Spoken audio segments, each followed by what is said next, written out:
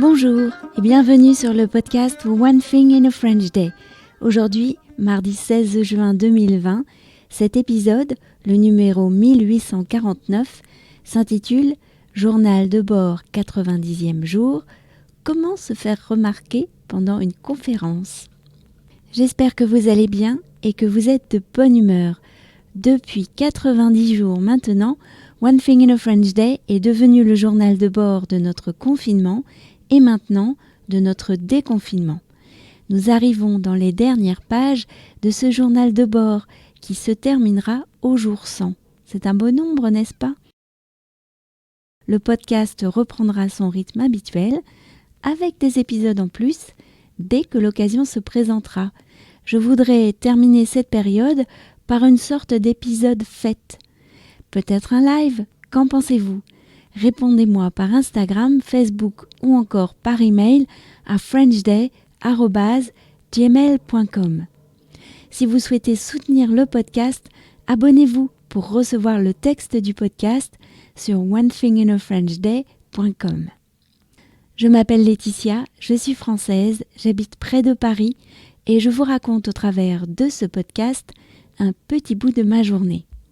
Aujourd'hui, vous allez entendre une rediffusion d'un épisode qui date de juin 2012, il y a 8 ans. C'est une proposition de Stéphanie qui s'est rappelé cet épisode. Cet épisode est intitulé « Comment se faire remarquer pendant une conférence ». Hier, j'ai assisté au Louvre à une conférence très intéressante sur l'histoire de la page savante dans l'édition. Cette conférence faisait partie du cycle de conférences La chaire du Louvre, où un historien ou un archéologue vient présenter ses derniers travaux au public. Tout ce qui touche au livre ou à l'édition m'intéresse beaucoup. J'y suis allée avec Natacha. La conférence commençait à 19h. Nous nous étions donné rendez-vous devant l'auditorium de bonne heure pour être sûrs d'avoir de bonnes places. Nous étions parmi les premières personnes installées.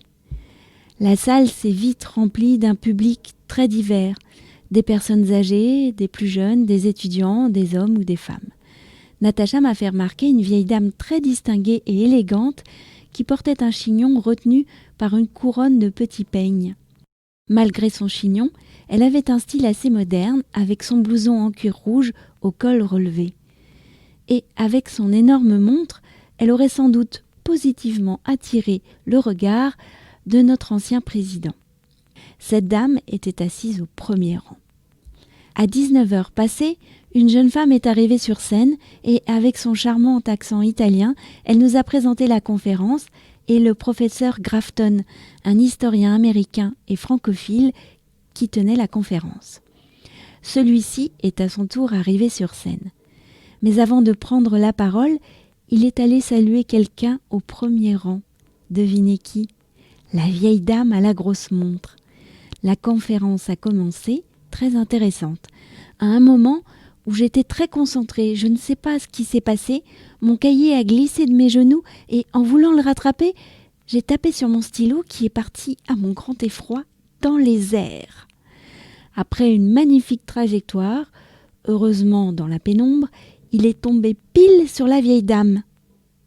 Celle-ci a ramassé le stylo et elle a regardé derrière elle avec incompréhension. Le stylo est miraculeusement revenu vers moi et on ne m'a pas jeté en prison. Sauvée. One Thing in a French Day, c'est fini pour aujourd'hui. Je vous retrouve demain pour un nouvel épisode. À demain, au revoir.